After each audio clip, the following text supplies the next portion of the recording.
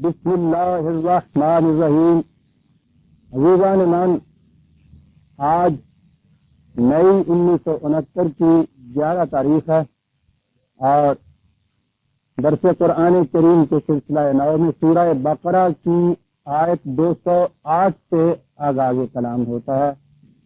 2/208 بلکہ 207 سے ہوتا ہے۔ سابقہ 2 آیات میں 2 گروہوں کا ذکر کیا گیا تھا۔ ایک وہ لوگ کہ جن کی باتیں سنیے، جن کی تقریریں پڑھیے، بیانات دیکھیے، ریزولیشن پر نگاہ ڈالیے تو آپ کو حیرت میں ڈال، اور پھر اتنی بات ہی نہیں، تو جس طرح ایک ایک سانس میں خدا، رسول، قرآن، اسلام کو دہرائیں گے، اس سے آپ واقعی برتا حیرت میں ڈوب جائیں گے۔ آپ اعتماد کر لیں گے کہ بہت بڑی اسلامی نظام کی خدمت ہو رہی ہے۔ یہ تو اس کے جانثار واقع ہوئے ہیں، لیکن یہ سب کچھ اس وقت تک جب تک اقتدار ہاتھ میں نہ آ جائے۔ اذا تولی، یہی اقتدار ہاتھ میں آیا وہ سب کچھ بلا دیا، ہر قسم کی ناہمواریاں پیدا کرنا شروع کر دی۔ جب ان سے کبھی کہا جائے کہ بھائی قوانین خداوندی کی نگہداشت کرو، تم نے تو یہ واضح کیے تھے، تو دل میں تو اس کا احساس ابھرتا ہے، لیکن پندار نفس ادھر آنے نہیں دیتا۔ کہا کہ ان کا انجام جہنم کی تباہی ہے، جب تباہی کا جہنم۔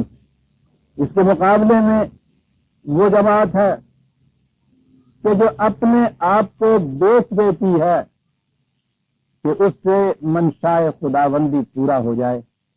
اس کا تخت جلال جیسا حضرت مسیح علیہ السلام کے الفاظ میں آسمانوں پہ ہے، زمین پہ بھی اسی کی حکومت کا تخت جلال دکھے، وہ اپنے آپ کو اس مقصد کے لیے بیچ دیتے ہیں۔ یہ 2 کچھ کہنے کے بعد اب خطاب ہے جماعت مومنین سے، یا ایھا الذین آمنوا ادخلوا فی السلم کافۃ۔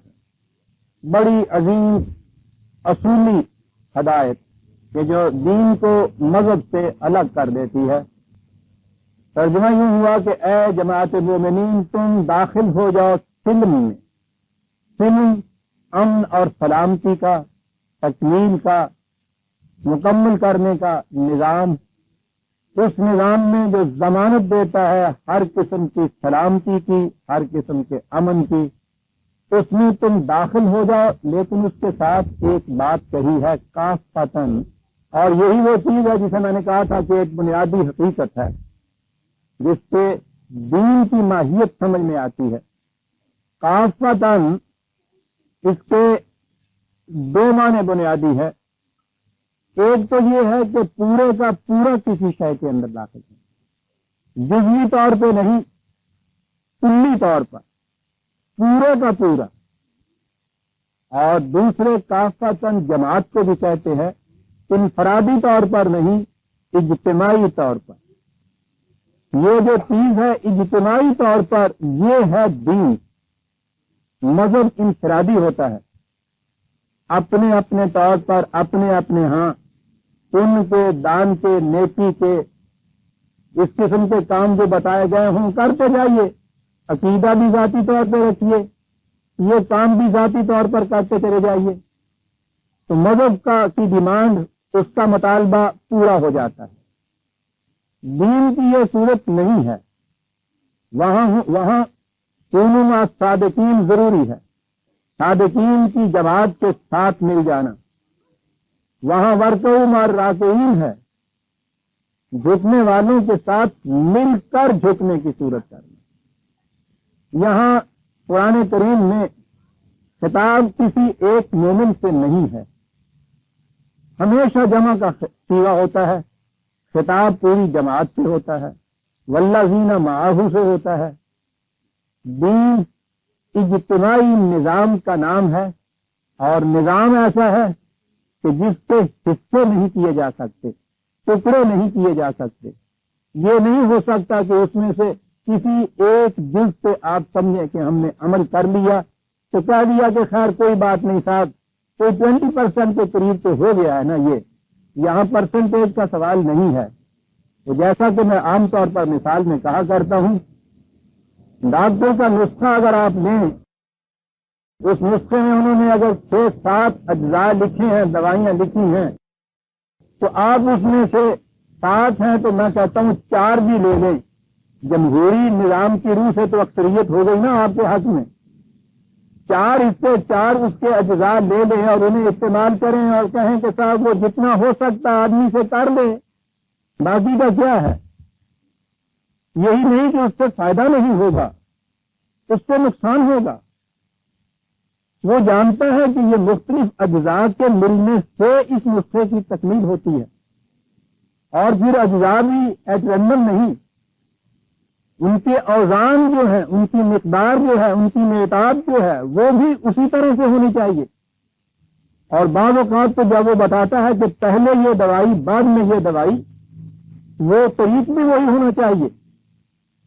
یہ تمام جزیات مکمل طور پر آپ کے ساتھ ہوں اور ان پہ آپ عمل کریں تو پھر یہ چیز نتیجہ خیز ہوگی۔ آپ عام نظام مملکت میں دیکھ لیجئے، اس کا ہر حکم، ہر قانون اپنی اپنی جگہ ہوتا ہے۔ یہ نہیں ہے کہ ان میں سے اگر آپ نے آدھے قوانین کو مان لیا تو اس کے بعد آپ نے سمجھ لیا کہ باقی کا کیا ہے، مانا نہ مانا، کتنا مان لیا ہے اتنے کا تو نتیجہ مل ہی جائے گا۔ صاحب سوال یہ نہیں ہے، یہ تو ایک سائنٹیفک فارمولہ ہے، اور فارمولہ تو کلیتاً دیا جائے گا تو اپنا نتیجہ دے گا۔ اگر اسے آپ فارمولے کو کلیتاً نہیں لیتے، اس کے کچھ اجزاء کر لیتے ہیں، تو اس صورت میں تو بات ہی پیدا نہیں ہو سکے گی۔ آکسیجن اور ہائیڈروجن کی ایک نسبت سے اگر اس میں آپ کیمیکل ایکشن کرتے ہیں تو پانی کا قطرہ بنے گا۔ اس میں سے اگر کہہ لیتے ہیں آپ کہ نہیں صاحب کوئی بات نہیں، آکسیجن ہی لے لیتے ہیں، اس میں سے 50% تو اس میں سے میں نے یہ کر ہی لیا ہے نا، اب تو اتفاق سے لیکوڈ آکسیجن میں ملتی ہے، پی لیے گا ایک گلاس اس کا کہیں پیاس کے وقت، پھر دیکھیے اس سے بنتا کیا ہے۔ نظام اور فارمولہ تو وہ چیز ہے کہ ہائیڈروجن خود جلتی ہے، آکسیجن ہر شے کے جلنے میں مدد دیتی ہے، جہاں آکسیجن موجود نہ ہو وہاں کوئی شے جل نہیں سکتی۔ یہ دونوں چیزیں آگ پیدا کرنے والی ہیں، ان دو کو خاص نسبت سے جب ملا کے اس میں ایک ایکشن پیدا کیا جائے تو پانی بنتا ہے جو آگ کو بجھانے والی چیز ہے، اسے نظام کہتے ہیں۔ نظام کے اجزاء الگ الگ نہیں کیے جا سکتے، یہ فریب نفس ہے، جو ہی آپ نے انہیں الگ کیا مذہب بن گیا۔ اس نے کہا وسط خلوص سلت کافتن، اس نظام امن و سلامتی میں داخل ہو، اس کو کلیتاً لو اور اجتماعی طور پر سب کے سب اس میں داخل ہو، پورا نظام آپ قائم کریں گے تو اپنے نتائج ہوگا۔ یہ ٹھیک ہے کہ یہ شبہ شب نہیں ہو سکتا، پہلے دن نہیں ہو سکتا، تو آپ یوں کہیں گے کہ اس نظام کی تکمیل کی ہم نے آغاز کر دیا، ابتدا کر دی ہے، لیکن مسئلہ آپ کے سامنے یہی ہوگا کہ آپ نے اسے انتہا تک پہنچانا ہے۔ راستے میں کہیں بھی کھڑے ہو کے آپ یہ نہیں کہہ سکیں گے کہ اسلام پر ہم عمل پیرا ہو رہے ہیں، آپ اس وقت یہ کہیں گے کہ اسلامی نظام کے قیام کے لیے ہم کوشش کر رہے ہیں، اور جب اسے قاطبتاً آپ اپنے ہاں اختیار اور نافذ کر لیں گے اور جماعت پوری کی پوری اس کے اندر آئے گی تو اس صورت میں آپ کہیں گے کہ ہم اسلام کے مطابق زندگی بسر کر رہے ہیں۔ اس وقت آپ اپنے آپ کو مومن کہلا سکیں گے یا جماعت مومنین کہلا سکیں گے۔ یہ جو قرآن کے احکام کے کسی ایک حصے کو یا ایک حکم کو لے کر اس پہ عمل پیرا ہو جانا اور باقیوں کے متعلق انڈیفرنٹ رہنا، اس پہ عمل ہی نہ کرنا، کہا جائے تو اس کے بعد کوئی جننے جوگا کو ہوگا کر لے، سارے قرآن پہ کیوں عمل کیتا ہے گا، چل بھائی۔ یہ جننے جوگا بڑا ہے یہ مذہب کے اندر ہوتا ہے، یاد رکھیے۔ ابھی میں نے عرض کیا ہے کہ کسی فارمولے میں کسی نظام میں اس کے ٹکڑے کیے نہیں جا سکتے، لیکن یہاں تو بڑی آسان بات ہے۔ قرآن کریم کے 2 حکم آپ دیکھیے، بیان ہی الفاظ وہی ہیں، کتب علیکم الصیام، تم پر روزے فرض کیے گئے۔ آپ دیکھتے ہیں کتنا شدت سے اس کے اوپر عمل ہوتا ہے۔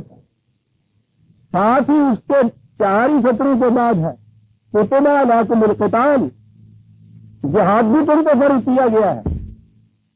اب اس کے لیے آپ کے ہاں الگ ہے، وہ مخصوص ہیں، اس فریضے کی ادائیگی کے لیے الگ لوگ ہیں۔ وہ کتب علیکم الصیام کے لیے بھی پھر چند آدمی الگ تو نہیں نکال لیتے اس میں کہ ٹھیک ہے آج کی تو روزے رکھ پڑوں میں رکھے آگے سن۔ وہاں تو آپ دیکھیے بڑی غور طلب چیزیں ہیں یہ کہ معاشرے میں کیسے رائج ہوتی ہے، اور کبھی کھڑے ہو کے ہم سوچتے نہیں ہیں۔ ایک ہی سورج کے اندر چند ہی آیات کے ساتھ ساتھ یہ 2 حکم ہیں۔ میں مثال کے طور پہ 2 حکم دیتا ہوں۔ یہ کتب علیکم الصیام کے الفاظ بیان ہی وہی ہیں جو کتب علیکم القتال کے ہیں۔ اگر ایک میں آپ سمجھتے ہیں کہ یہ حکم پوری جماعت مومنین کے لیے ہے، اور اس میں بہرحال صیام کے لیے وہ شرائط ہیں کہ وہ جو روزے رکھنے کی استطاعت صلاحیت رکھتا ہے، قوت رکھتا ہے، قرآن نے خود بتا دیا ان شرائط کو، لیکن بہرحال ہے تو پوری جماعت کے لیے حکم۔ بیان ہی اسی قسم کا حکم انہی الفاظ کے ساتھ کتب علیکم القتال ہے۔ کبھی بھی خیال آیا ہے ہمیں کہ یہ بھی ہم پر فرض ہے، یہ بھی ہمارے لیے یہ حکم ہے؟ یہ نہیں تھا۔ اس میں سے مذہب کی قسم کی آسان چیزیں جو ہیں وہ تو چن لی، نہایت آسان صاحب، روز معاشر کے جان گداز بود اولی پرسش نماز بود، اتنا زور اس پہ، میں اس کی تقلید نہیں کرنا چاہتا، میں اس کی اہمیت کو گھٹانا نہیں چاہتا۔ نظام کے اندر تو اس کی بڑی اہمیت ہے۔ فوجی سے پوچھئے کہ وقت کیا چیز ہوتی ہے اور موقت چیزیں جسے کہا جاتے ہیں اس کی اہمیت کتنی ہوتی ہے۔ 1 منٹ کی دیر کر دیجیے آپ وہاں لائن میں کھڑے ہونے سے، یا لائن میں کھڑے ہو کے ایک قدم آپ کا آگے پیچھے ہو جائے، پھر دیکھیے کیسے کیوس برپا ہوتا ہے۔ کہنے کی بات یہ تھی کہ ٹھیک ہے یہ بھی ایک فریضہ ہے، یہ کتب علیکم القتال بھی تو ایک فریضہ تھا۔ یہ کیا ہے کہ آپ کی صف بندی مسجد کے اندر تو صرف ہوتی ہے، مسجد کے باہر نکل کے وہی انتشار پیدا ہو جاتا ہے۔ آپ یہ قتال کا حکم کس کے لیے ہے؟ وہ ہمارے لیے نہیں ہے۔ نظام میں تو یہ بات نہیں ہو سکتی۔ بعض حصے کو لینا اور بعض کو نہ لینا، ابھی اس سے پیشتر ہم سورہ بقرہ میں ہی 2/85 2/85 وہ آپ کے سامنے آ گئی ہے، اور قرآن کریم نے عجیب انداز میں اسے سمجھایا ہے۔ بات کی ہے اس قوم کی کہ جس کے متعلق یہ چیز ہم دیکھتے چلے آئے، کہتے چلے آئے، دنیا میں سب سے زیادہ دھتکاری ہوئی ذلیل قوم جسے کہا گیا یہودیوں کی قوم۔ کہا کہ وہ تمہیں پتہ کرتے کیا تھے؟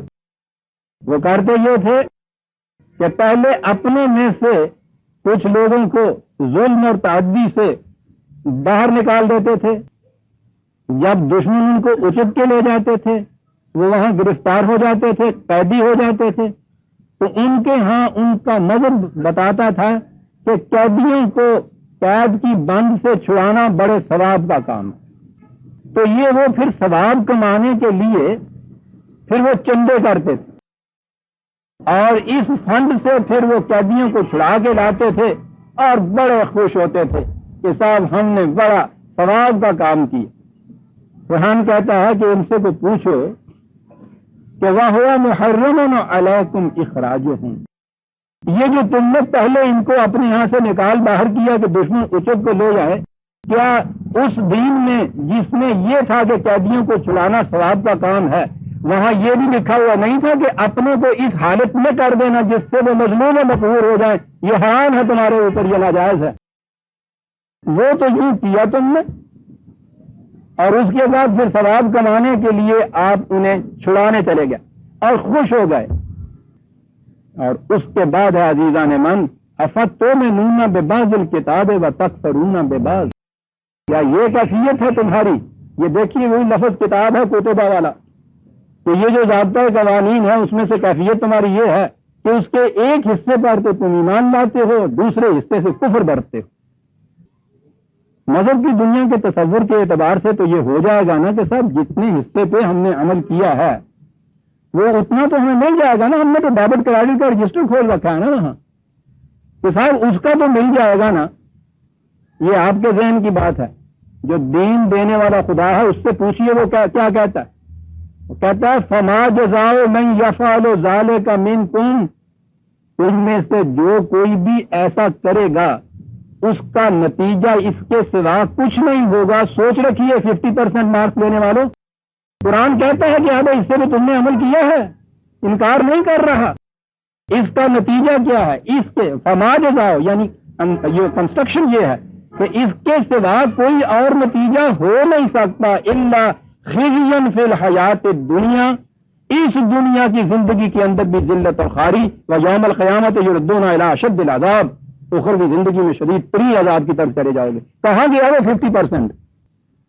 اس لیے کہ یہاں تو کافتن کی چیز ہے, نظر کی دنیا یہ نہیں ہے, اس میں تو یہ چیز ہے.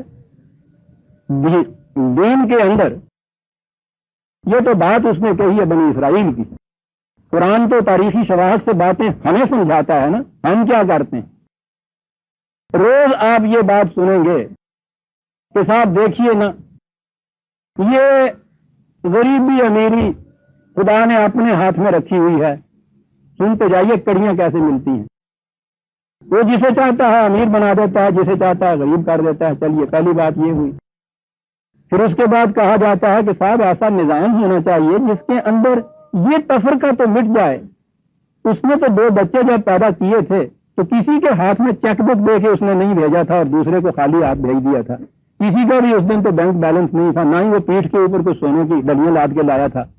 وہ تو دونوں کے دونوں بالکل ننگ بھنگ پیدا ہوئے تھے.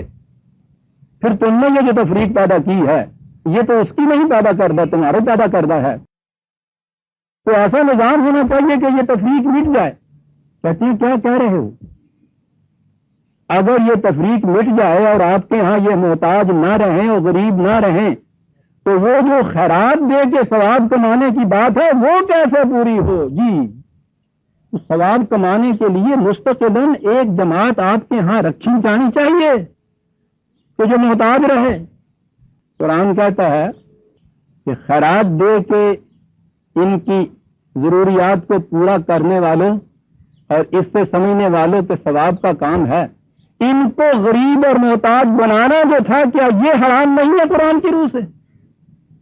پہلے تم کوشش یہ کرتے ہو کہ تم میں سے ایک طبقہ مستقل طور پہ محتاجوں کا رہے, اور پھر ثواب کمانے کے لیے خیرات کے ٹکے نکال کے تم ان کو بھک منگوں کی صف میں کھڑا کر کے پیسے دو, اور پھر اس کے بعد اپنے دل میں مطمئن ہو جاؤ کہ ہم نے بڑا ثواب کا کام کیا. فما جزاء من یفعل ذلک منکم الا خزی فی الحیات الدنیا. تم میں سے جو بھی یہ روش اختیار کرے گا, یاد رکھو پہلی چیز یہ ہے کہ دنیا کی زندگی کے اندر ذلیل و خوار ہو جاؤ گے. جتنی خیرات و زکوٰۃ آپ لوگوں کے ہاں سے نکلتی ہے, جتنی یہ دیگیں کھڑکتی ہیں مزاروں کے اوپر, اور جتنے چندے وہاں جاتے ہیں ان کے بکسوں کے اندر, مجموعی طور پہ ان کو آپ گن کے دیکھیے بڑی رقم بنتی ہے اس سے. یہ ساری رقم صرف بھی ہوتی ہے, اور نتیجہ یہ ہے عزیزان من کہ دنیا میں ذلیل ترین قوم آج اس صفحہ ارض پہ مسلمانوں کی ہے. ان کی ذلت کی مثال آسمان کی آنکھ نے نہیں دیکھی کہ جس قوم کو یہ 1000 برس سے ذلیل ترین کہتے چلے آئے تھے, یہودیوں کی قوم, 28 لاکھ کی ساری آبادی ایک شہر کی آبادی ہوتی ہے. مراکش سے لے کے عربیہ تک کے لیے مسلمانوں کی ساری سلطنتیں جتنی بھی ہیں ان کے ہاتھوں میں ذلیل اور خوار ہوتی پھر رہی ہیں. ایک حج میں جو کچھ خرچ ہوتا ہے ان کا, اگر کہیں اجتماعی طور پر وہ اس مقصد کے لیے 1 سال کا ہی ریزرو کر دیں, آپ دیکھیں ان کی ذلتیں کیسی عزتوں میں بدل جاتی ہیں. یہ نہیں ہے کہ ہوتا نہیں ہے. قرآن نے جو کہا تھا نا, اولئک حبطت اعمالہم, ان کے اعمال رائگاں جاتے ہیں. ایک تو یہ ہے نا کہ عمل ہی کوئی نہیں کیا, کام ہی کوئی نہیں کیا. ایک یہ ہے کہ کام کیا ہے اور وہ بالکل رائگاں گیا ہے. اس کام کی یہ کیفیت ہے, کام کرنے کے اعتبار سے تو کم نہیں ہے. میں کہتا ہوں ایک اگر روزے کوئی دیکھ لیا جائے, مئی جون کے مہینے میں اس قدر تپتپاتی دھوپ کے اندر 16 گھنٹے کا وہ روزہ ہوتا ہے. آپ دیکھتے ہیں کہ کس انتظام سے ان کے ہاں کا یہ وہ مسلمان جسے بتایا جاتا ہے کہ اس میں بہت ثواب ہے, وہ بیچارہ کس خلوص نیت سے یہ کچھ کرتا ہے. بڑی مشقت طلب چیزیں ہیں یہ. خرچ کرنے کے اعتبار سے میں نے ابھی بتایا آپ کو, اتنا خرچ ہوتا ہے ان کے ہاں. ہر عمل کا نتیجہ ان کی ذلت کے اندر اضافہ. یہ کیا ہو رہا ہے؟ وہ کہاں ہے وہ ثواب؟ جی جب یہ پوچھیے تو اس کے لیے نہایت عمدہ خود فریبی کا ایک جواب کہ یہ ثواب آخرت میں جا کے ملے گا. وہ کہنے والا کہتا ہے کہ ایسا کرنے والے خزین فی الحیات دنیا، یہاں ذلت، اور جو یہاں ذلت و یوم القیامت جو ردون الی اشد العذاب، مستقبل کی زندگی کے اندر اس سے زیادہ شدید ہوگا. جس کا حال ذلیل ہو اس کا مستقبل عزیزان من درخشندہ اور تابناک ہو جائے گا. سوچیے تو صحیح آپ، یہ کیا ہے؟ فتؤمنون ببعض الکتاب وتکفرون ببعض. ہمارے ہاں نظام کی مثال، اللہ کا شکر ہے کہ ابھی فوج میں ہمارے ہاں ملتی ہے، اس لیے مثال ہی وہاں کی دینی پڑتی ہے. اس کے باہر کی زندگی میں ہمارے یہاں نظم و ضبط اور نظام ہے نہیں. یہاں ہمارے ہاں کتاب نہیں ہے، یہاں کتب علیکم کی بات نہیں ہے. یہاں جس چیز کو آپ کتب علیکم کہا جاتا ہے، تم پر یہ چیز فرض قرار دی گئی ہے، وہ بھی ہماری مرضی پہ چھوڑی ہوئی. تو جسے کہتی ہیں کہ اللہ کا خوف، اللہ کا ڈر کسی کے دل میں ہو تو اس کو کام کر لے. روزہ اگر نہیں رکھتا کوئی شخص تو کیا کر لیتا کوئی دوسرا؟ جب کہا جائے تو وہ کہتا ہے کہ صاحب یہ اپنی بات ہے، میرے خدا کی بات ہے، میں نہیں رکھتا ہے، مجھے اس کا عذاب ہوگا، رکھتا ہوں مجھے اس کا ثواب ہوگا، تو چاہتا لگنا میں. یہ کتبہ کی چیز جب نظام نہیں ہوتا تو یہی ہے. پوچھئے اس سے کہ وہاں نظام ہے ابھی فوج کے اندر، کہ وہاں وہ شخص جو بغل بجنے کے اوپر وہاں حاضر نہیں ہوتا اور اسی طرح نہیں ہوتا جیسا کتبہ ہے اس کے لیے، وہاں پوچھئے کہ پھر چاچا لگتا کوئی کہ نہیں. اور وہاں پھر اس سے کہیے سپاہی کو کہ ٹھیک ہے جی، بوٹ کے تسمے تو باندھ آیا ہوں، پیٹی میں نے نہیں باندھی، 20 نمبر کاٹ دیجیے آج. جی وہاں اجزاء نہیں، وہاں حصے بکھرے نہیں کیے جا سکتے. نظام ہے وہ، دین ہے وہ، دین میں حصے بکھرے نہیں کیے جا سکتے. برادران بندوق ٹھیک ہے، نالی صاف ہے، بالکل ٹچ ہے، آئل دیا ہوا ہے، سب کچھ میرا ٹھیک ہے، صاحب گولی نہیں ہے اس میں، کچھ نمبر کاٹ دیجیے اس میں. ٹھیک ہے جی، بلٹ ہی نہیں ہے نا اس کے اندر، کیا ہوا؟ کارتوس نہیں ہے. نظام میں یہ نہیں ہو سکتا. عزیزان مان، آپ کے یہاں مذہب ہے، دین نہیں ہے. مذہب اپنے آپ کو فریب دینے کا نام ہے، دین درخشندہ نتائج سے اس کی صداقت کے پرکھنے کا نام ہے کہ جو کچھ میں کر رہا ہوں اس کے مطابق ہو رہا ہے یا نہیں. اگر کام میں خزین فی الحیات دنیا ہے، مومن کی جماعت نہیں ہو سکتی. قرآن کا فیصلہ ہے، میں تو نہیں کہتا کچھ. یہ کیوں ہے؟ ادخلوا فی السلم کافۃ، اس نے کہا تھا. اجتماعی طور پر پورے کا پورا نظام جو ہے یہ متشکل ہوگا تو اس کا چھوٹے سے چھوٹا جز بھی پھر اس کا نتیجہ پیدا کرے گا.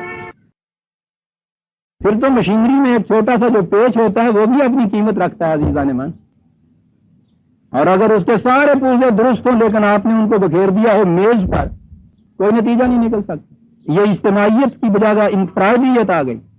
اور اگر ایک پیج بھی مسنگ ہے اس کے اندر، مشین میں کھڑکھڑاہٹ پیدا ہوگی، نتیجہ نہیں برآمد ہوگا، مکمل بھی ہوگا. کافتن کے دونوں معنی ہو جاتے. ادخلوا فی السلم کافتن. لیکن اگر یہ صورت نہ ہو، اجتماعی نظام نہ ہو یا نظام کلی نہ ہو، تو وہ کیا ہوتا ہے؟ ولا تتبعوا خطوات الشیطان. سنتے ہیں عزیزان من؟ یعنی اس تصور سے تو چھوڑ کر دوسری زندگی بزانے خیز جو آپ نے سمجھ لیا کہ مذہب پرستی کیا. قرآن کیا کہہ رہا ہے؟ شیطان کے نقش قدم کی پیروی نہ کرو. بڑی صاف بات ہے، ماننے کو جی نہیں چاہتا ہمارا، اس لیے کہ وہ جو فریب کی جنت کریٹ کی ہوئی ہے اپنے ذہنوں میں وہ چھن جاتی ہے. ہم تو بچپن کی زندگی بسر کر رہے ہیں نا. بچے کا کھلونا ٹوٹ جاتا ہے، اس کی کائنات اجڑ جاتی ہے. ہم نے اپنے ذہن کے سکون کے لیے کچھ کھلونے بنا رکھے ہیں مذہب کے، مطمئن ہو جاتے ہیں. بچہ اپنے اس کھلونے کو گھوڑا ہی کہتا ہے. کہیں ٹھوکر سے اس کو توڑ دیجئے، وہ یہی کہتا ہے میرا گھوڑا ٹوٹ گیا. وہ سمجھ رہا ہوتا ہے اس کے گھوڑا، وہ سچ میں بلیو کرتا ہے پری میں، جن میں ذہنی سکون ملتا ہے. لیکن یہ تو عہد طفولیت کی بات ہے، وہاں تو فریب دے سکتا. وہی بچہ جب بڑا ہو جاتا ہے تو پھر اس کو پوچھیے کہ یہ گھوڑا جو ہے چلاؤ میاں، اس کو ذرا سواری کرو، ہانس دے گا. اب بھائی آپ کیا کہہ رہے ہیں کہ مٹی کے گھوڑے بھی چلا کرتے ہیں؟ اس بچے کے مٹی کے گھوڑے تو نہیں چل رہے، اس کے ابا کے مٹی کے گھوڑے پہ چلتے ہیں، بدستور ساری عمر چلتے رہتے ہیں. یہ وہ مٹی کے گھوڑے ہیں جو مذہب کی فریب کاری انسان کو دے دیتی ہے. نہ دکھ جائے نہ درما راس آئے، مگر خبتے دوا ہے اور میں ہوں. چلا جا رہا ہے ساری عمر اسی چیز کے کرتے ہوئے، ثواب ہوتا ہے، خیرات کے کام آ رہے ہیں. کہتا ولا تتبعوا خطوات الشیطان انہ لکم عدو مبین. عزیزان ایمان، اس سے بڑی دشمنی کیا ہوگی؟ اتنی محنت کام کرے، اتنا کچھ خرچ بھی کرے، اتنی پابندیاں بھی اپنے اوپر عائد کرے، اور ہر نیا چڑھنے والا سورج مزید ذلتیں اس کے لیے لے کے آئے. اتنی بڑی دشمنی جو ہے وہ تو کھلی ہوئی دشمنی ہے سر. اور اس کے بعد آ گئی ہماری حالت. کہا یہ بات ایسی بھی نہیں ہے، دادا نے تیز ماری کچھ کمائی کر لی، اب نسلیں بعد پیدائش کے بعد نسلن بعد نسلن سب کھاتے چلے جاتے ہیں. کہا یہ بات نہیں، تم نے قائم کر لیا نظام، اجتماعی حیثیت سے اس میں داخل بھی ہو گئے، نتائج بھی نکلنے شروع ہو گئے، تو پھر اس کے بعد پھر کچھ کرنے کی ضرورت نہیں ہے، یہ چلے گی. یہ وہ 8 ڈے وائننگ والی کلاک ہے کہ چابی دے دی آپ نے، 8 دن تک چلتی چلی آ رہی ہے. یوں نہیں. فَإِن زَلَلْتُم مِّن بَعْدِ مَا جَاءَتْكُمُ الْبَيِّنَاتُ، جب اس قسم کے واضح دلائل نشانیاں تمہارے سامنے آ جائیں، زللتم، اور تم اس کے مطابق نظام قائم بھی کر لو، اس قائم کرنے کے بعد اگر پھر تم اس مقام سے پھسل گئے تو یاد رکھو ان اللہ عزیز حکیم، بڑی زبردست گرفت والا ہے. لیکن قرآن عزیزان من، میں نے عرض کیا ہوا ہے کہ آیتوں کے آخر میں جو خدا کی صفات آتی ہیں وہ بڑی غور طلب ہوتی ہیں. عزیز حکیم، یہ نہیں ہے کہ وہاں پھر وہ عاجز آ جاتا ہے کہ اچھا بھائی جو تمہارا جی چاہے کرو، میں تو کہہ ہی سکتا تھا نا، میرا بس کیا ہے. اس کے بعد ہر بات یہ ہوتی ہے نا، اس کے بعد عزیز ہے، صاحب غلبہ ہے. یہ نہیں ہو جاتا کہ اس کے بعد پھر وہ معطل ہو کے بیٹھ گیا. لیکن گرفت کے طریقے ہوتے ہیں. بڑی لطیف چیز آ رہی ہے برادران عزیز. ہم خدا کی گرفت کے متعلق اپنے طریقے کے مطابق یہ کہتے ہیں کہ صاحب دیکھیے نا، ظلم پہ ظلم فلاں شخص کیے جا رہا ہے، استبداد ہو رہا ہے، خدا اگر ہے تو وہ کیوں نہیں اس کی گلائی مروڑ دیتا؟ وہ جو مظلوم کے سینے میں خنجر گھونپنے کے لیے ہاتھ اٹھاتا ہے تو کیوں نہیں ہاتھ اس کا پتھر کا بن جاتا؟ یہ ہم چاہتے ہیں کہ یہ طریق ہو عزیز ہونے کا. عزیز حکیم نہیں. مقافات عمل جو ہے وہ بھی اس کی حکمت کے ساتھ آتی ہے، اس کے اندر بھی قانون کا پہلو ایک ہوتا ہے. تم یہ کیا سمجھتے ہو، حَلْ يَنظُرُونَ إِلَّا أَن يَأْتِيَهُمُ اللَّهُ فِي ظُلَلٍ مِّنَ الْغَمَامِ وَالْمَلَائِكَةُ وَقُضِيَ الْأَمْرُ. تم یہ چاہتے ہو کہ صاحب ہونا یہ چاہیے کہ جو ہی کسی قوم نے یہ کچھ کی، خدا سورج کی رتھوں پہ چڑھ کے بادلوں کے اندر بیٹھا ہوا آ جائے اور آن کے نری کٹی رکھ دے. تم یوں چاہتے ہو. یہ ایک تصور ہے جو اس سے پیشتر اقوام میں پایا جاتا تھا. یہودیوں کے ہاں تو یہ الفاظ بھی ہیں بہت بڑا، اور گریک میتھالوجی میں تو آپ نے دیکھا ہوگا، ہندوؤں کے ہاں بھی یہی تصورات ہیں. سورج کے وہ رتھ کے جس میں سورج کے پہیے لگے ہوئے ہوں، دیوتا اس کو چلا رہے ہوں، اس کے اندر جو انتقام لینے والا خدا ہے بادلوں کے جلاؤ میں خود آئے اور آ کے اپنے ہاتھوں سے ان کو ٹیک کرے. تم یہ چاہتے ہو، یہ چاہتے ہو کہ نہیں صاحب آسمان سے فرشتے اتریں اور وہ اتر کے ان کا تہس نہس کر دیں. یہ تصور تمہارا ہے مقافات عمل کا، وقودی الامر، اور یوں معاملہ طے ہو جائے. کہا یہ بات نہیں ہے. ہمارا طریق حکمت جو ہے قرآن سامنے عزیزان من، تو الفاظ پہ غور کیجئے. اللہ ہے ترجع الامور، یہاں سے بات نئی شروع ہوتی ہے اور آگے ملتی ہے. یاد رکھیے طریق یہ نہیں ہے. طریق یہ ہے کہ جو کچھ بھی عمل ہوتا ہے، جو کچھ بھی کام ہوتا ہے، وہ اپنا نتیجہ پیدا کرنے کے لیے خدا کے قانون مقافات عمل کی طرف چلا جاتا ہے. پھر نتائج کیسے برآمد ہوتے ہیں؟ قرآن کا اعجاز برادران عزیز فوراً تاریخی شہادت لے کے آ گیا. تاریخی شہادت لے کے آ گیا اس قوم بنی اسرائیل کی، جن کی پوری داستان عربوں کے سامنے تھی، یہودی بھی موجود تھے ان کے سامنے تھی. جب انہوں نے اس نظام کو اپنے ہاں متشکل کیا، فرعون اور حامان اور قارون جیسی قوتیں انہوں نے توڑ کے رکھ دی. ان کی مملکت کے ایک حصے کے اوپر قابض ہو کے وہاں اپنا نظام چلایا. انہیں شوکت سلیمانی اور مرتبہ داؤدی نصیب ہوا، دنیا کی بلند ترین اقوام میں اس کا شمار ہو گیا۔ اور جب اس قوم نے دین کو مذہب میں بدلا، دین کے اجزاء ان کے ہاں ویسے ہی موجود رہے، ٹکڑے ٹکڑے کر دیا، مذہب میں بدلا، تو قرآن کی شہادت اور تاریخ کی صداقت بنا پر دنیا کی ذلیل ترین قوم ہو گئی۔ کہا یہاں پہنچنے کے بعد کہ آؤ تمہیں ہم بتائیں کہ ہمارا وہ جو عزیز کے ساتھ حکیم ہونا ہے وہ کس انداز سے لایا کرتا قوموں کی تباہی۔ خدا خود رتھ میں بیٹھ کے بادلوں کے جلاؤ میں نہیں آیا کرتا، وہ اس انداز سے قوموں کی تباہی اس کے قانون کی روح سے ہوتی ہے۔ پوچھو سل بنی اسرائیل، سل بنی اسرائیل، آسمان کی طرف کیا تک رہے ہو کہ خدا نہیں آ رہا؟ تمہارے سامنے ہے یہ ذلیل ترین قوم، ان سے پوچھو۔ قرآن اگر آج نازل ہوتا تو عزیزان من وہ یہ کہتا دوسری اقوام عالم سے کہ ہم کس طرح سے قومیں ذلیل ہوتی ہیں، جاؤ اور مسلمانوں سے پوچھو۔ آج وہ یہ کہتا، اس وقت اس نے یہی کہا تھا سل بنی اسرائیل کم آتیناہم من آیۃ بینۃ، کتنی کتنی واضح قوانین ان کے سامنے آئے، واضح دلائل آئے۔ کیونکہ اس کی داستان پہلے وہ بیان تفصیل سے بیان کر چکا ہے، ضروری نہیں کہ ہر جگہ دہرائے، اشارہ کر رہا ہے۔ کیا کیا انہوں نے؟ نہیں یبدل نعمت اللہ من بعد ما جاءت ہو، یہ جو بدل نعمت میں بات آ گئی کہ جب انہوں نے ان قوانین کا اتباع کیا تو زندگی کی ساری آسائشیں، آرائشیں، گنجائشیں ان کے حصے میں آ گئی۔ یہ نعمائے خداوندی تھی، ان کو افضلیت اقوام عالم میں ملی، ان کو حکومت ملی، مملکت ملی، سرفرازیاں ملی، مرفع الحالیاں ملی۔ لیکن جو قوم پھر اس کو خود بدل دے، اس سے کفران اختیار کر لے، فَإِنَّ اللَّهَ شَدِيدُ الْعِقَابِ، تو پھر پوچھو کیا انداز ہے، پوچھو بنی اسرائیل سے پھر اس کا پیچھا کرنا کیسا ہوا کرتا ہے۔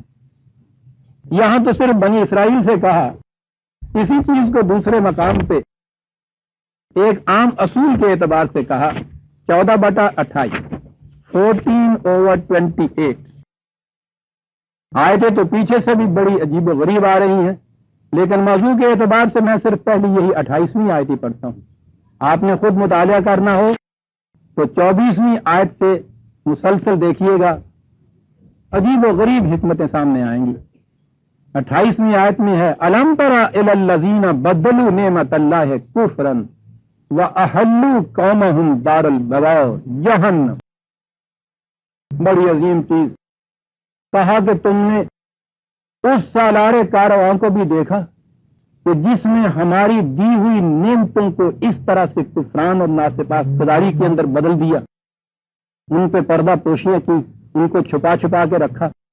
پھر اس کے بعد کیا گیا اس نے، عزیزان من کیا الفاظ ہیں، وہ اپنے اس قافلے کو جا کے اس منڈی میں جا کے اتار دیا جہاں اس جنس کاسب کا کوئی خریدار نہیں تھا۔ اللہ وہاں جا کے اتار دیا اس کارواں کو، جہاں پھر مندہ ہی مندہ جسے کہتے ہیں، کسی نے بھاؤ تک نہیں پوچھا اس جنس کاسب۔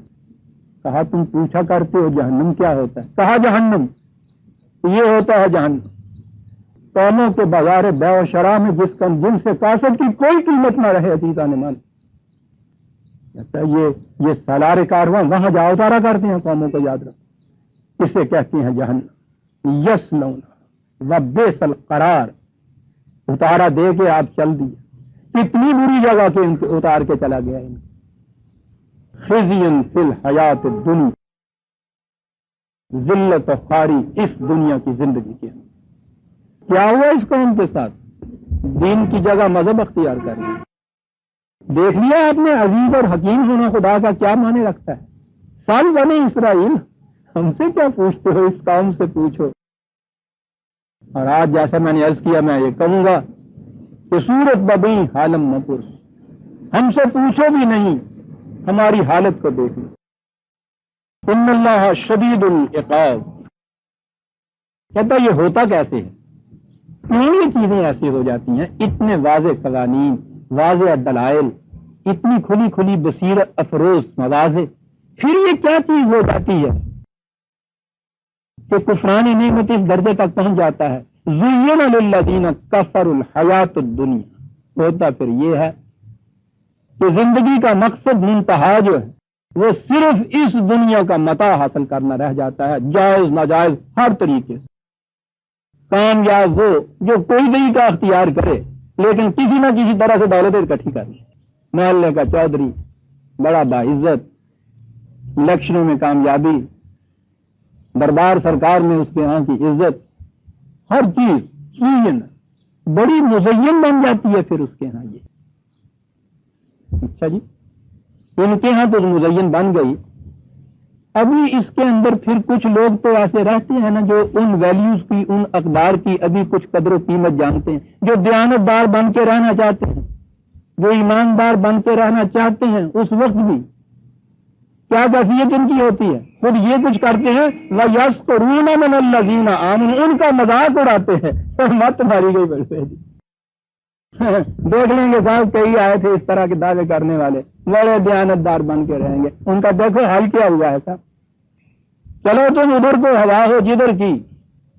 یسخرون میں کیا کیفیتیں بیان کرتا جا رہا ہے؟ وہ اس لیے کہ یہ تو اس خدا کا کلام ہے، تو وہ نہیں کہ اس کا علم کسی حال کی قوم کے چار دیواری میں محدود ہے. اس کے لیے تو مستقبل اور حال میں تمیز ہی نہیں ہے. وہ تو ہدایت بیان کرتا ہے. جس کی نگاہوں کے اندر یہ متاع حیاتی مقصود و منتہا بن کے رہ جائے اور مزین ہو کے رہ جائے، بات کیا ہے وہ کیوں ان کا تمسخر اڑاتا ہے؟ عزیزان مان، اگر اس وقت یہ چیز وہ کرے کہ نہیں بھائی صحیح تو تم ہی ہو، راست بازی کی زندگی تمہاری ہے، کیریکٹر اور دیانت اسی کو کہتے ہیں، تو اپنے متعلق ایک انفیریٹی کمپلیکس پیدا ہو، اپنے آپ کو ذلیل محسوس کرنے لگ جائے گا نا. وہ یہ نہیں چاہتا. وہ جسٹیفیکیٹری ریزن دیتا ہے پھر اپنی روش کے صحیح ہونے کے لیے کہ بھائی صاحب سوال تو یہ ہے دنیا تو دنیا داری سے کمائی جائے گی. وہ بات جو ہے وہ ہے مذہب. ٹھیک ہے، نماز پڑھتا ہوں، روزے رکھتا ہوں، خیرات کرتا ہوں، زکوٰۃ ٹھیک نکالتا ہوں، اس میں سے اس پہ دیگے بھی جا کے پکا دیتا ہوں، یہ سارا کچھ کرتا ہوں. یہ ہے جسٹیفیکیٹری ریزن. زین للذین، یوں وہ چیز جو سر پار نظام ہے، برف ہے، مزین بن کے اس کو دکھائی دینے لگ جاتی ہے. اور جب وہ مزین بنتی ہے تو یہ جو اس دور میں بھی کچھ صداقت کی، دیانت کی زندگی بسر کرنے کا عہد کرتا ہے، یسخرون من الذین آمنوا، ان کی ہنسی اڑاتے ہیں، مذاق اڑاتے ہیں. کہا ٹھیک ہے، آج ان کی حالت ایسی ہے ان کا نقطۂ نگاہ سے کہ وہ ان کا مذاق اڑا لیں. بڑی عجیب چیز آگے آئی ہے عزیزان ایمان. والذین اتقوا فوقہم یوم القیامت، اور یہی وہ عظیم چیز ہے کہ جس کا ذرا سا غلط مفہوم جو ہے اس نے ہمیں کہیں سے کہیں پہنچا دیا اور صحیح صداقت کو سامنے نہ آنے دیا. ترجمہ اس کا ہو گیا کہ کوئی بات نہیں، یہاں یہ ذلیل و خوار ہی صحیح، ان کی ہنسی اڑاتے ہیں، اڑانے دیجئے. قیامت کے دن آپ دیکھیے گا کہ یہ اونچے ہوں گے اور یہ نیچے ہوں گے. صاحب دیکھا آپ نے تاریخ قیامت کی، وہی بات جو میں ابھی کہہ رہا تھا.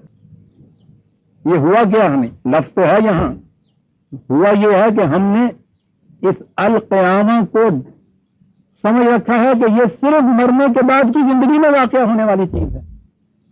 مرنے کے بعد کی زندگی میں جو واقعات ہیں برحق ہیں، ان پہ ہمارا ایمان.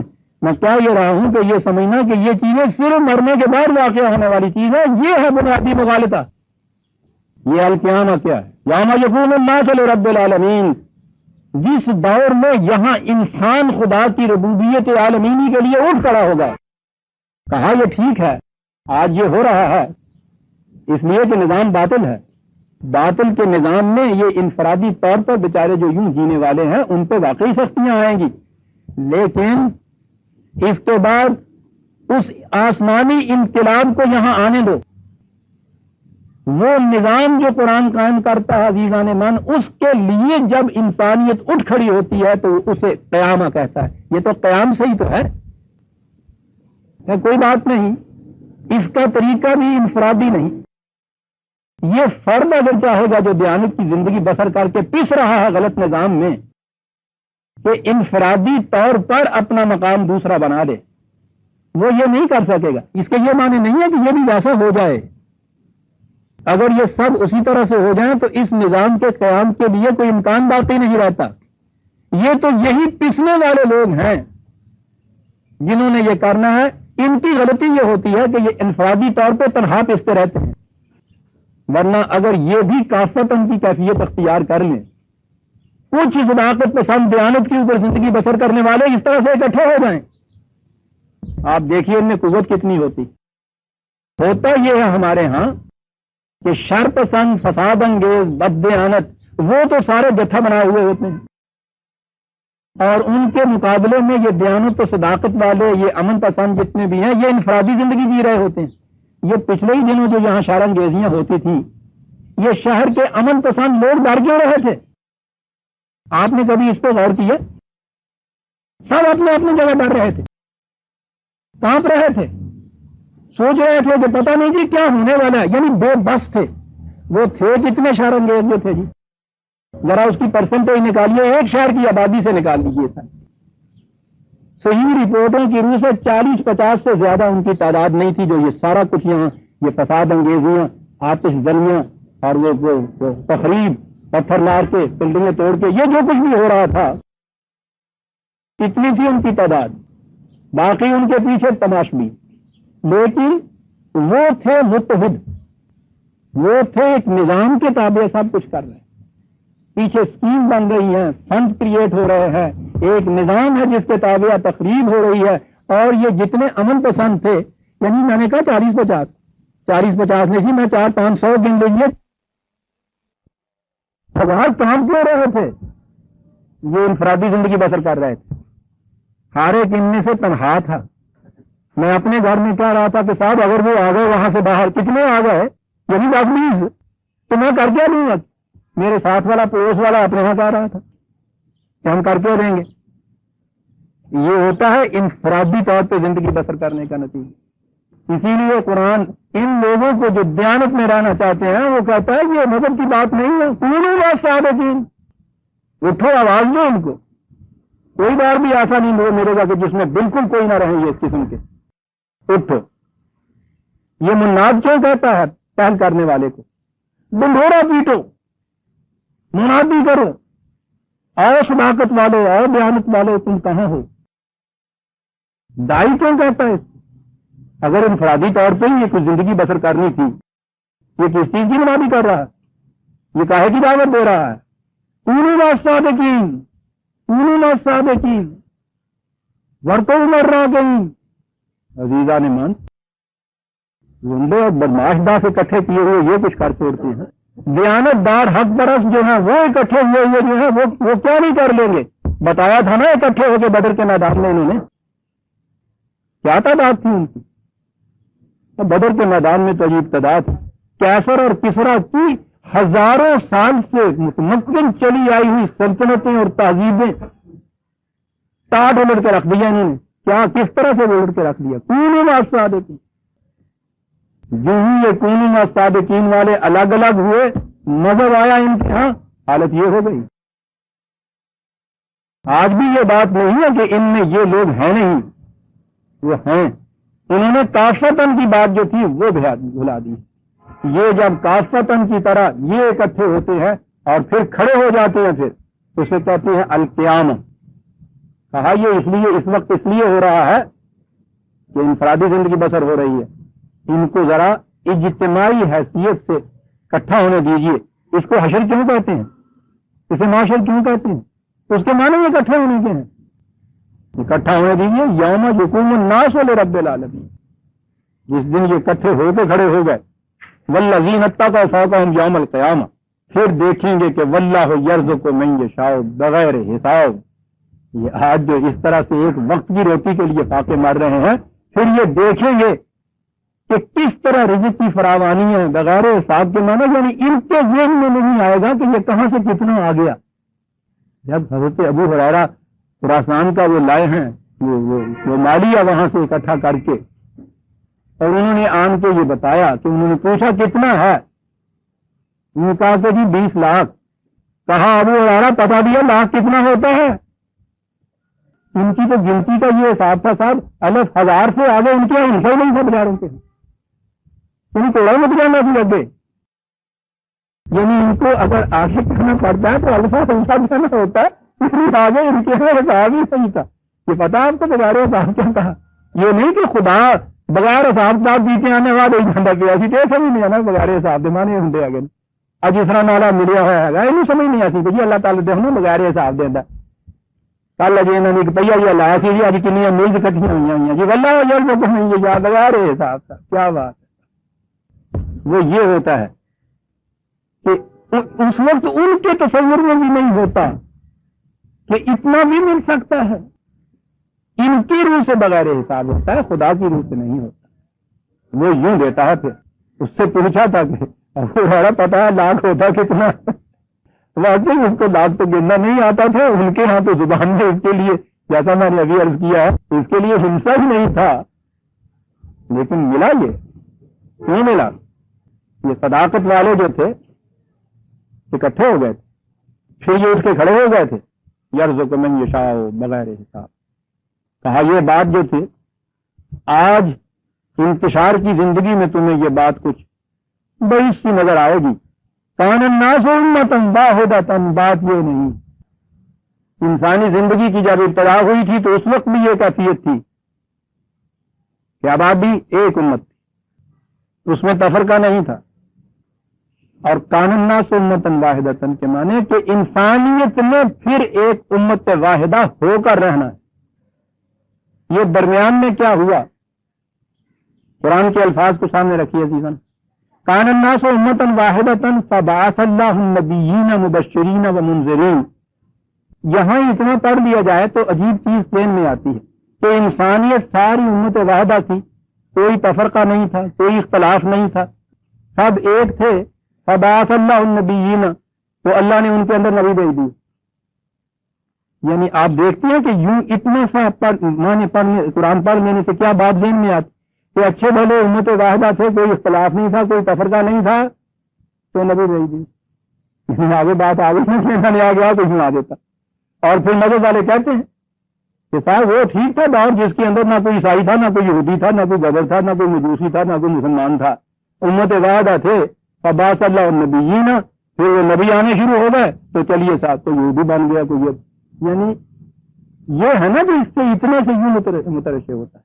میں نے کہا ہوا ہے نا کہ قرآن تصریف آیات سے اپنے مفہوم کی وضاحت کرتا ہے. یاد رکھیے اس بات کو. ایک بات جو ایک مقام پہ کہتا ہے وہ ساری تفصیل ہر جگہ نہیں دہراتا. وہی بات اس میں دوسری جگہ کہیں ہوئی ہوتی ہے. وہاں کا ٹکڑا اور یہ ٹکڑا دونوں اکٹھے کیجیے تو بات سمجھ میں آتی ہے. ہمیشہ اس طرح سمجھیے قرآن کو. ہمارے ہاں تو یہ طریقہ ہی نہیں ہے. ہمارے ہاں تو الحمد سے والناس تک بس اس طرح سے پڑھاتے چلے جاتے ہیں.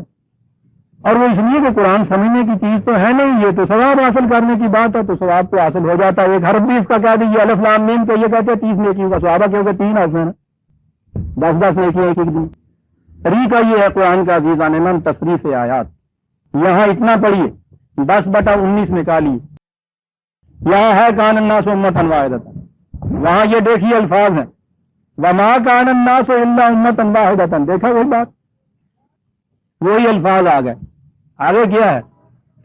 فاختلفوا، یہ ایک امت واحدہ تھے، کوئی اختلاف نہیں تھا، کوئی تفرقہ نہیں تھا. فاختلفوا، پھر انہوں نے باہمی اختلاف پیدا کرنے شروع کر دیے.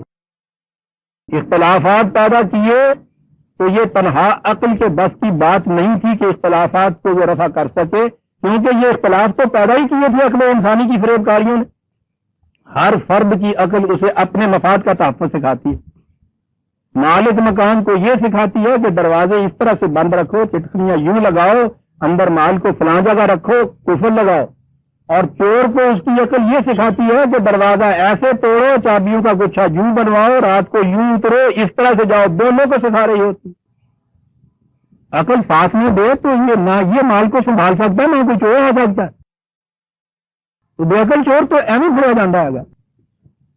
یہ اختلافات پیدا کیے تھے تنہا عقل کی مفاد پرستی. ہر عقل اس فرد کے مفاد کا تحفظ سکھاتی ہے جس کی وہ عقل ہوتی ہے. اور دنیا میں بیٹل آف وٹس ہوتی ہے، جس کی عقل زیادہ چالاک ہوتی ہے وہ لے جاتی. اختلاف تو یوں پیدا کیا تھا انہوں نے. کیسے یہ پھر یہ مٹتا؟ تنہا عقل انسانی کی روح سے نہیں. وہی کی رہنمائی سے یہ مٹنے تھے. آپ قرآن کی آیت یوں پڑھیے، ما کان الناس الا امۃ واحدۃ فاختلفوا، ایک امت کوئی اختلاف نہیں، انہوں نے باہمی اختلاف کرنے شروع کیے. اختلاف عقل فریب کار کے پیدا کردہ تھے، عقل فریب کار کی روح سے، تنہا عقل فریب کار کی روح سے یہ رفع نہیں ہو سکتے تھے. فبعث اللہ النبیین مبشرین منذرین، بات ساتھ ہو گئی. اس مقصد کے لیے خدا نے انبیاء کو کرتے کیا تھے؟ وہ کہتے تھے کہ اگر اسی نہج کی زندگی تم نے بسر کی منذرین، اس کا نتیجہ تباہی اور بربادی ہوگا. اگر ان مستقل اقدار کے تابع یہی نظام کی زندگی بسر تم نے کی، اس کا نتیجہ وہ بشارتیں دیتے تھے ان کو، سرفرازیاں، خوشحالیاں، امن، سکون، سلامتی، یہ کچھ ہوگا. مبشرین و منذرین، آگے کیا وہ یوں ہی آ جاتے تھے اور وہ زبانی بات کیا کہ چلا جاتے تھے. وَأَنزَلَ مَعَهُمُ الْكِتَابَ بِالْحَقِّ، جی نہیں، انہیں ضابطۂ قوانین دیا جاتا تھا جو حقیقت پر مبنی ہوتا تھا، حق پر مبنی ہوتا تھا. اب یہاں دیکھیے، ضابطۂ قانون تو ہر مملکت کے پاس ہوتا ہے، ڈاکوؤں کے ہاں بھی ایک ضابطۂ قانون ہوتا ہے، اور جسے آپ گورنمنٹ اسٹیبلشڈ بائی لا کہتے ہیں، انسانوں کا بنایا ہوا قانون. انہوں نے جو بھی ڈاکہ ڈالنا ہوتا ہے اس سے پہلے اس کے لیے قانون بنا لیتے ہیں. یہاں کہا ہے کتاب بالحق نازل ہوتی، یہ ہے فرق عزیزان مان. یہ حق سے مبنی کتاب ہوتی. پھر کاہے کے لیے یہ آتی ہے کتاب؟ لیحکم بین الناس فی ما اختلفوا فیہ. دیکھیے مختلف فیہ یہاں آ گیا نا، اور یہ آیا تھا وہ 10/19 میں. دونوں کو ملانے سے بات صاف ہو گئی نا کہ جن معاملات میں وہ اختلاف کرتے تھے اس میں یہ فیصلہ دیتا تھا. اب یہ بات اس میں واضح نہیں کہتا تھا، یہ فیصلہ دیتا تھا. نبی کی پوزیشن یہ تھی، وہ ایک نظام کام کرتا تھا اور نظام حکومت کام کرتا تھا. وہ اختلافی معاملات میں فیصلہ دیتا تھا. لیحکم بین الناس، اس کی پوزیشن یہ ہوتی تھی. بات تو صاف جا رہی ہے، بات اس کے اندر ایک بڑی نقطے کی آئی ہے، اسے سمجھ لینا ضروری ہے. نبی اکرم صلی اللہ علیہ وسلم خاتم النبی، آخری نبی خدا، آخری رسول. یہ آخری کے معنی کیا ہیں؟ اگر قرآن کی حیثیت سمجھ لی جائے تو بات سمجھ میں آ جاتی ہے. قرآن کریم کے متعلق خود خدا نے یہ کہہ دیا، تمت کلمت ربک صدقا وعدلا. خدا نے جو کچھ بھی کلام، جو کچھ بھی نظریات، جو کچھ قوانین، جو تعلیم دینی تھی تم مکمل ہو گئی. وہ مکمل ہو گئی، لا مبدل لکلمہ. اس کے بعد اس میں تبدیلی کی کوئی گنجائش نہیں، مکمل غیر متبدل. اگلی چیز یہی تھی نا کہ یہ محفوظ رہنی چاہیے.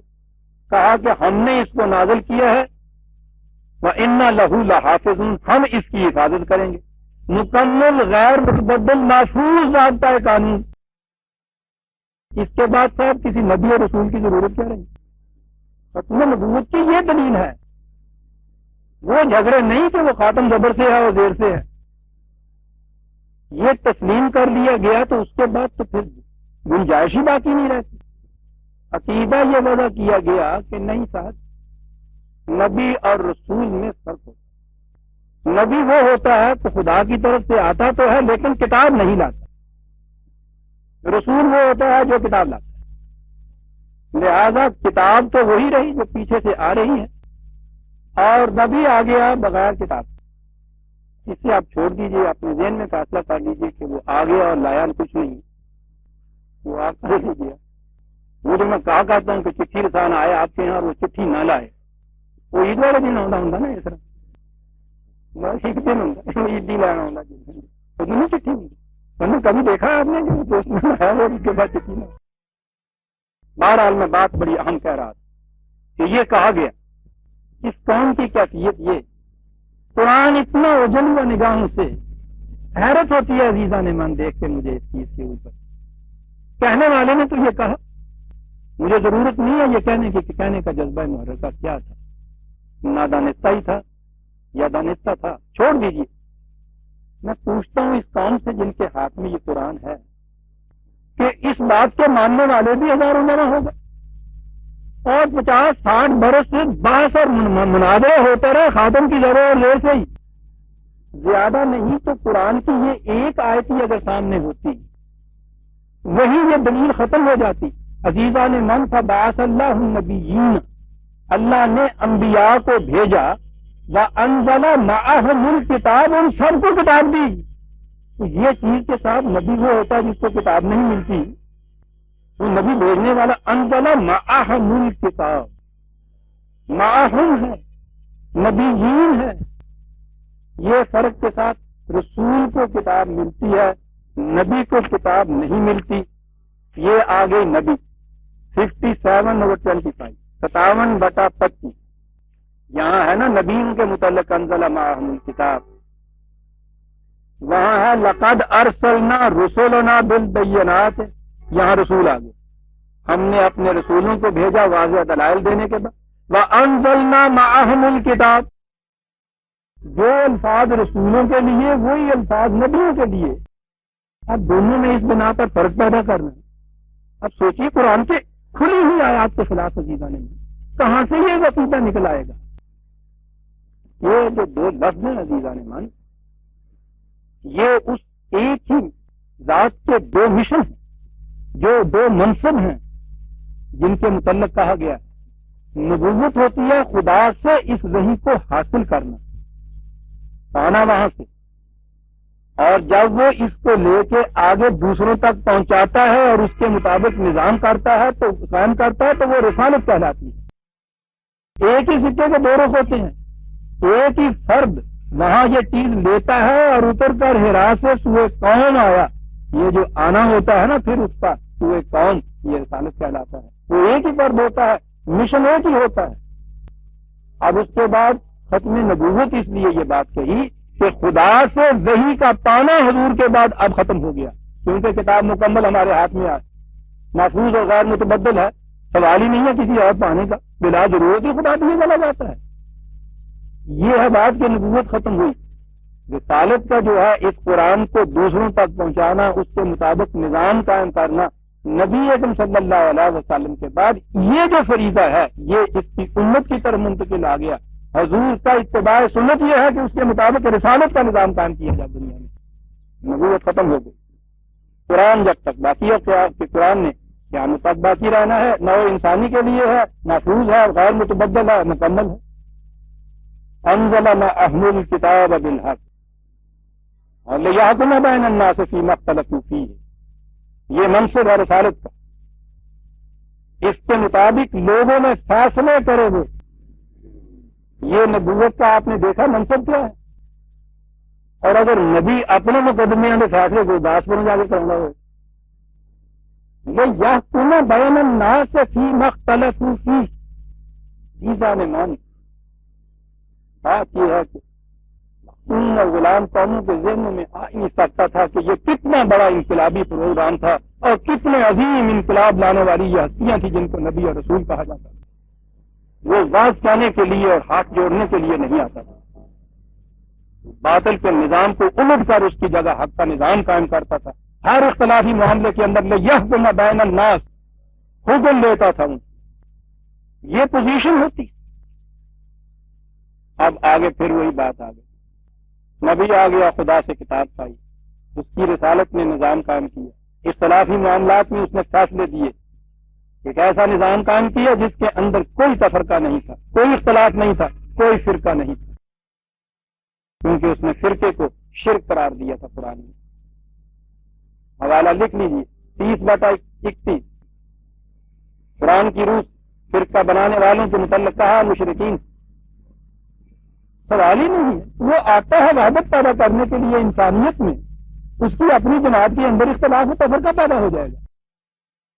تو کہا کہ پھر یہ تفرقے کیا؟ فَمَا اخْتَلَفَ فِيهِ إِلَّا الَّذِينَ أُوتُوهُ مِن بَعْدِ مَا جَاءَتْهُمُ الْبَيِّنَاتُ بَغْيًا بَيْنَهُمْ.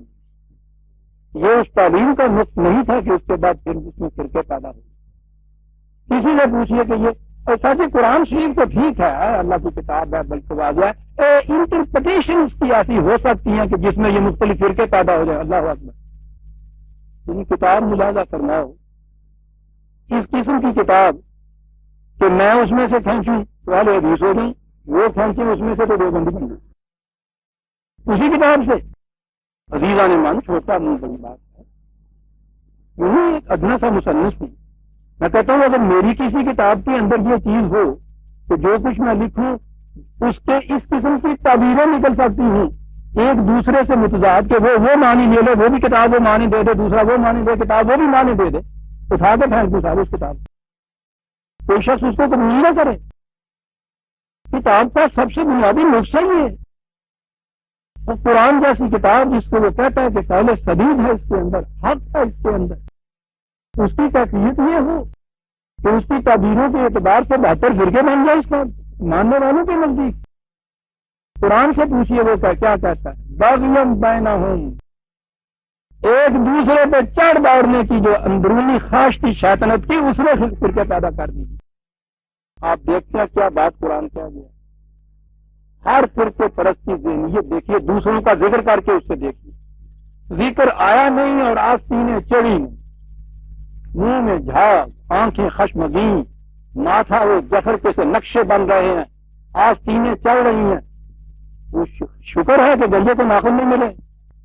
یعنی یہی تک بس ہے. اور جس زمانے میں قوت طاقت ہوا کرتی تھی، پھر پوچھو بغداد کی گلیوں سے کہ اتنے سے اختلاف کے اوپر کہ قرآن قدیم ہے یا حادث، اتنے صدیوں تک وہاں کس قدر روز گلیوں کے نالیوں میں خون انسانی بہا کرتا تھا. ایک دوسرے سے چڑھ دوڑنے کا جذبہ. میں بڑا ہے، یہ بڑے ہیں، ہم بڑے، ہمارے اسلاف بڑے، تمہارے اسلاف نہیں. یعنی انہوں نے کچھ نہیں لگتے آگے جڑے انہوں نے لگتے ہیں. اپنے اپنے پلوان کھڑے کیتے ہوئے ہیں. بغیم بینہم، کیا بات قرآن کی. یہ نہیں تھا کہ اس تعلیم میں یہ نقص تھا کہ وہ ہر ایک کو اپنے اپنے معنی مطلب کے مطابق انٹرپریٹیشن دیے جا رہی تھی. بغیم بینہم فہد اللہ الذین آمنوا لما اختلفوا فیہ من الحق بإذنہ. وہی جو بالحق چیز آئی ہوئی تھی، جو اس سے صحیح رہنمائی لینا چاہے خدا اس کو اس کے ذریعے سے صحیح رہنمائی دیتا ہے. واللہ یہدی من یشاء الی صراط مستقیم. اب یہاں پھر وہ آپ کو یاد ہے جہاں من یشاء آتا ہے تو پھر کیا معنی دیے جاتے کہ جی ہاں اللہ جسے چاہتا ہے ہدایت دے دیتا ہے. یعنی جسے چاہتا ہے ہدایت دے دیتا ہے، اور جو گمراہ ہوتا ہے اسے کہتا ہے کہ آؤ تمہیں جہنم میں پھینک دو. من یشاء، جو اس سے ہدایت لینا چاہتا ہے وہ اس کو اس قرآن کے ذریعے سے ہدایت دیتا ہے. شرط یہ ہے وہی بات جو اس نے کہی، بغیم بینہم والی بات نہ ہو. مناظروں میں، مباحثوں میں دوسروں کے اوپر غلبہ حاصل کرنا، دوسروں پہ چڑھ دوڑنا، اسے شکست دے دینا، آپ فاتح کی حیثیت سے آ جانا. اب تک نہیں بھولتا پھر آ جانا نہیں. بعض زخم ایسے ہوتے ہیں وہ مندمل نہیں ہوتے. دلی میں ایک جلوس نکل رہا تھا، غازی اعظم زندہ باد، محی ملت زندہ باد. یا اللہ، یہ دین کو زندہ کرنے والا زندہ باد، اتنا بڑا غازی اعظم زندہ باد کون ہے صاحب؟ کس کا جلوس نکل رہا ہے؟ کیا کارنامہ سر انجام دیا؟ فلاں مولانا صاحب، ہاں جی بات کیا کرنی ہے؟ وہ گئے کہ جی ان کا جلوس، جی کیا انہوں نے وہ بہت بڑا جہاد کیا جس سے یہ غازی بنے، اسلام کا احیاء انہوں نے کیا، کون سا مار کا مارا؟ تو جی کلکتے میں مناظرہ ہوا تھا حنفیوں کے ساتھ، اور اس میں انہوں نے غیرت دینی کے اعتبار سے ان کے بزرگوں کی شان میں گستاخی کے کلمات کہے. نظام ہے انگریز کا باطل، انہوں نے ان کو کیا کر دیا 3 دن. اب یہ قید سے رہا ہو کے آئے ہیں اور ان کا جلوس نکل رہا ہے. کیا بات! بغیم بینہم، اس اسلام کے ماننے والے، اس قرآن کے دائی جس نے کہا تھا کہ ان کے بتوں کو بھی گالی نہ دینا، وہ ان اسلاف کو گالی دیتے ہیں کہ بہرحال اگر باپ نہیں ہے تو چچا تو ضرور ہے نا. لیکن نہیں تھا، یہاں تو میں بڑا، میرا فرقہ بڑا، میرے فرقے کے اسلاف ان کے فرقوں کے اسلاف سے بڑے. بغیم بینہم، واللہ کہتا ہے واللہ یہدی من یشاء الی صراط مستقیم. سیدھے راستے کے اوپر چلنے کے جس میں اختلاف کوئی نہ ہو، افتراق کوئی نہ ہو، فرقہ کوئی نہ ہو، مشکل نہیں ہے. تیرا ہی دینا مانے تو باتیں ہزار ہیں. میں شاید جو بھی آئے لینے کے لیے قرآن موجود ہے، اس سے ملتا ہے. عزیزان من، آج بھی میں یہ عرض کروں گا، صرف ایک چیز کے اوپر اگر یہ مسلمان آ جائے کہ دین کے معاملے میں سند اور حجت خدا کی کتاب ہے، کوئی اختلاف و فرقہ باقی نہیں رہتا. جو اس کو کہے کہ تعلیق و تحدی ہے، میں پھر عرض کروں گا پورے انکسار کے ساتھ، اس سے کہو کہ آئے میرے پاس، لائے کوئی اختلافی مسئلہ دین کا ہو، ان کے یہاں کی فقہ کا نہ ہو، دین کا مسئلہ ہو اور اس میں وہ اختلاف اور آئے، میں بتاؤں کہ قرآن کس طرح حل کرتا ہے اس مسئلے، خدا کی کتاب نہ ہوئی، مذاق ہو گیا برادر، من یشاء الی صراط مستقیم، لیکن یہ صراط مستقیم کی طرف ہدایت کس طرح سے ملتی ہے، یہاں تک تو ہم بہت خوش تھے کہ خیر کوئی بات نہیں، من یشاء اس نے کہہ دیا ہے، جو چاہتا ہے اس کو مل جاتی ہے، یہ چاہنے والے جو ہیں ان کے لیے شرط اول قدمانست کے مجنون باشی۔ اب ذرا شرط سن لیجئے، بھائی یہ شرط وہ ہوگی جس کے بعد ہم بھی دعائیں خیر کریں گے، گھر پہ چلے جائیں گے۔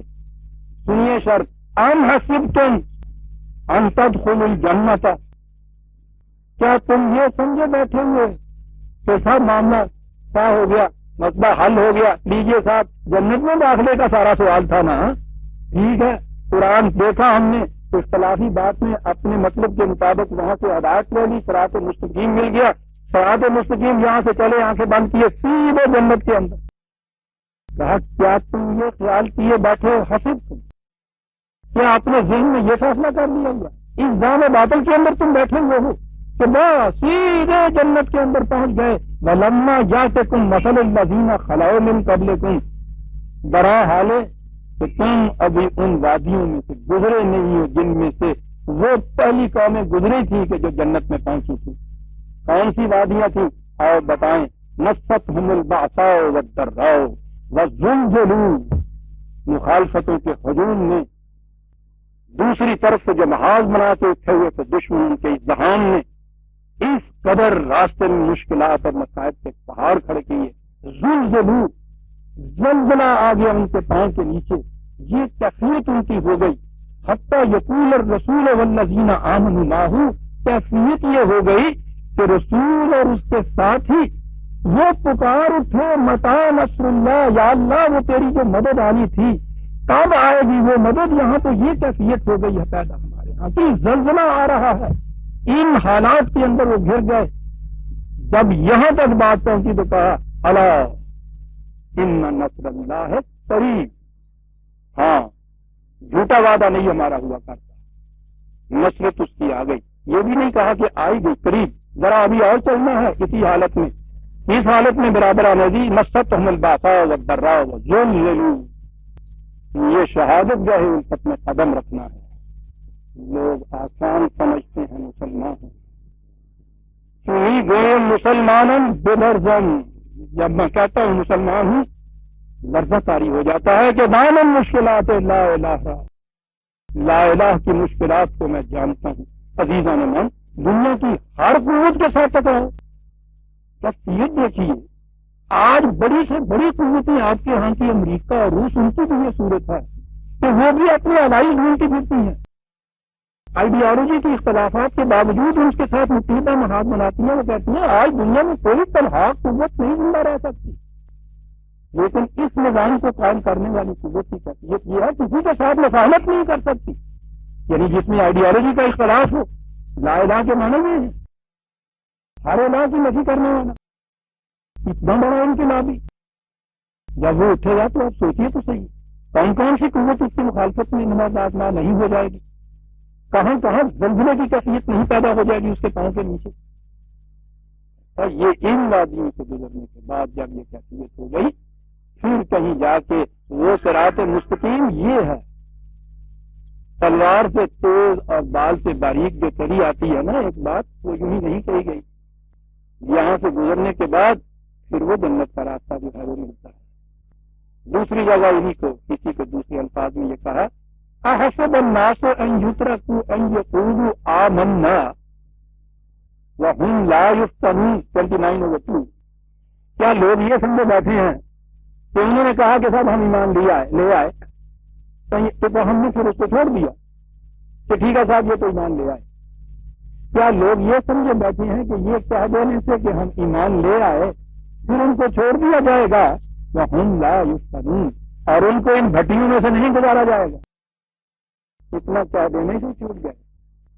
29/2، 3/141، ام حسبتم ان تدخلوا الجنت ولما یعلم اللہ الذین جاہدوا منکم ویعلم الصابرین، کیا تم سمجھتے ہو کہ ہم یوں ہی جنت میں داخل ہو جائیں گے اور ابھی یہ معلوم ہی نہیں کیا گیا، پتہ ہی نہیں چلا تم میں سے، تم نے خود بتایا ہی نہیں اپنے عمل سے کہ تم میں سے کون وہ ہیں کہ جو جہاد کے میدان میں سر بکت باہر نکل آتے ہیں اور پھر وہ ثبات و استقامت سے ہر مشکل کا مقابلہ کرتے ہیں۔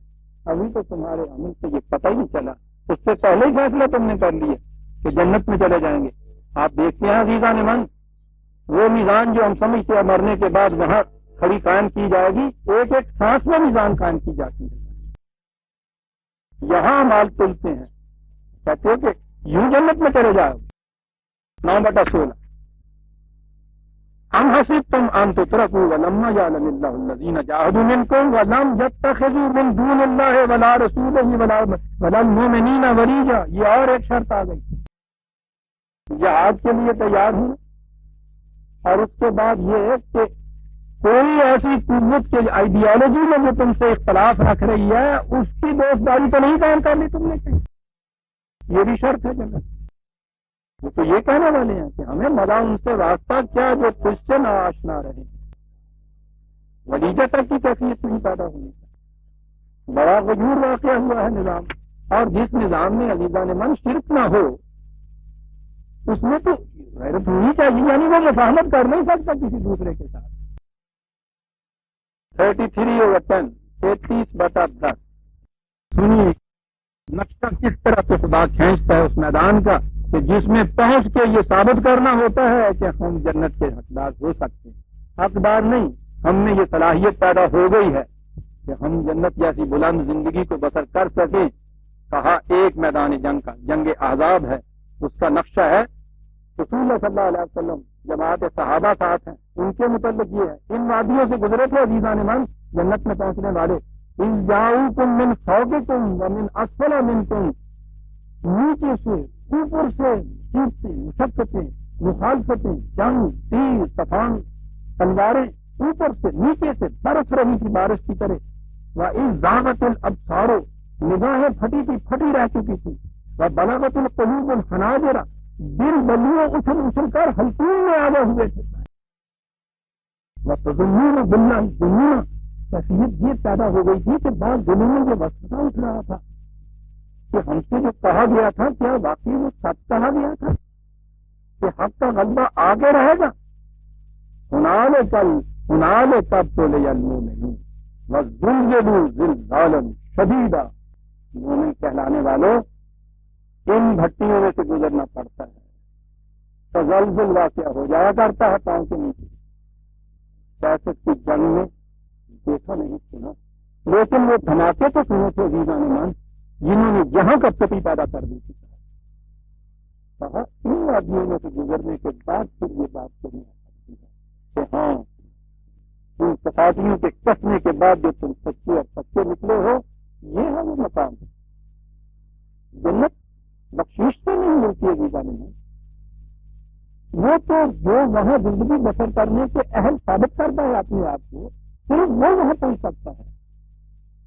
جنت تو بڑی چیز ہے کہ چاند پہ جانے والے ہم تو یہ سمجھے بیٹھے ہیں کہ صاحب وہ بڑی موج ہے، اس جہاز میں جو بہ جانے میں بفور کر کے اڑے وہ نکل گیا اس سے جہاز میں، ذرا کبھی اس کی آپ تفصیل پڑھ کے دیکھیے کہ جو وہ دو اس کے اندر وہ بھیجنے جاتے ہیں، اتنے سال سے ٹریننگ دی جاتی ہے، ہزاروں میں سے کہیں 2-1 نکلتے ہیں اس میں، اور 2-2, 3-3, 4-4 سال ٹریننگ ہوتی ہے ان کی، پھر وہ جو آخر میں 2-3 اس ٹیسٹ پہ پورے اترتے ہیں۔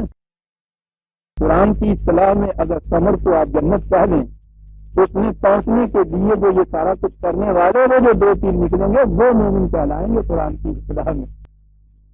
وہ یہ چاہتا ہے کہ بڑے خوش ہو رہے ہیں کہ صاحب وہ چاند جو ہے بس مسافر کیا، انہوں نے الاٹمنٹیں بھی کرا لی ہیں، انہوں نے کہا کہ وہ الاٹمنٹوں سے نہیں مل جایا کرتی وہ چیز، وہاں تک پہنچنے کے لیے اتنی سخت فتنوں میں سے بھٹیوں میں سے گزرنا پڑتا ہے کہ وہاں پہنچنے والا ہوتا ہے، اور یہ تو ابھی آپ کے ہاں کی مادی دنیا کے اندر ہی پہنچنا ہے۔ قرآن تو کہتا ہے کہ اقطار السماوات والارض سے آگے نکل جاتا ہے مومن عزیزان ایمان، اس کے لیے کتنی ٹریننگ کی ضرورت ہے۔ ہاں ہم سورہ بقرہ کی آیت 214 تک آ گئے، 215 سے ہم آگے لیں گے۔ یہ ان کا ذکر تھا جو سربقت میدان میں آ جاتے ہیں۔ پھر وہ آئیں گے کہ جو میدان اگر نہیں ہے اس وقت جہاد کا میدان، وہ کیا کریں گے، یا جو اپنی بدنی قوت کے اعتبار لحاظ سے وہاں جانے کی فکر نہیں ہے، ان کے لیے کیا ڈیوٹی ہوگی۔ یہ ہے وہ مقام جس میں وہ کہتا ہے کہ اس طرح سے پھر کہیں جا کر جنت کے لیے کینڈیڈیٹ کا سرٹیفکیٹ ملتا ہے۔ ربنا تقبل منا انک انت السمیع العلیم۔